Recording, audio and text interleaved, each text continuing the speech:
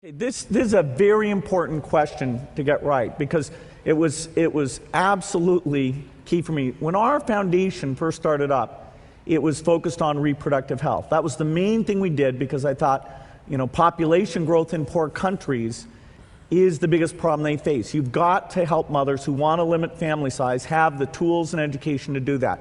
And I thought that's the only thing that really counts.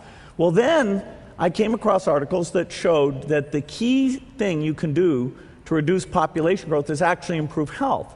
And that sounds paradoxical. You think, okay, better health means more kids, not less kids. Well, in fact, what parents are doing is they're trying to have 2 kids survive to adulthood to take care of them. And so the more disease burden there is, the more kids they have to have that high probability.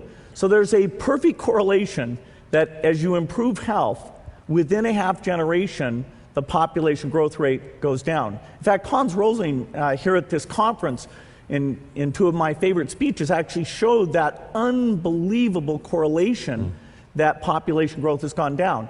Today, where is there high population growth? It's in the places with the worst health conditions, northern Nigeria, northern India. And so the 2 problems go exactly hand in hand.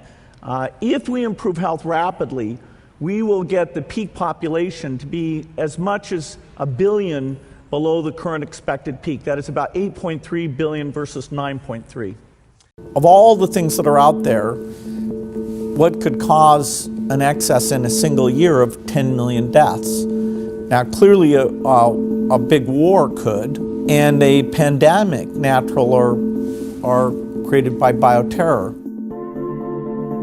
The natural pandemic, the last gigantic one, was 100 years ago. We are healthier today, but the speed of travel, and therefore the speed of global spread, that works against us. But in some ways, the bioterror thing scares me the most. All it takes is one small terrorism group. Those groups have used things like anthrax that are non-human to human transmissible, and as yet, thank goodness, they've never been able to build or get their hands on a nuclear weapon.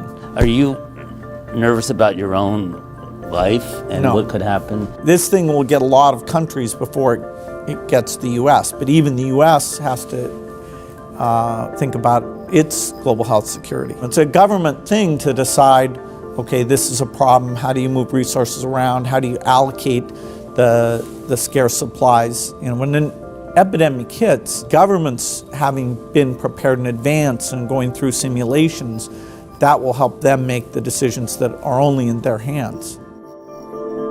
To take a new way of building vaccines that could let us develop in less than a year a novel vaccine.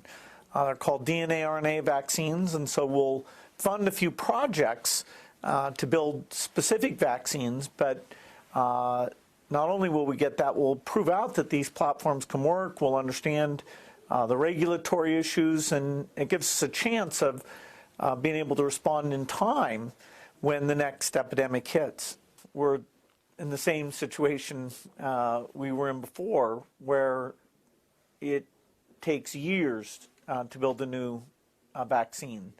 But the scientific idea of these new platforms could radically change that, so that a lot of the steps are sitting there ready. The factory piece, understanding the regulatory piece, and you just have to plug in some information, do some quick safety profiles, and then you can get into manufacturing quite rapidly. Well, we need vaccines for a lot of things, not just epidemics. We need a HIV vaccine, a tuberculosis vaccine, a malaria vaccine. All of those things are in the works, and over the next decade, I think most of those we'll get solutions for.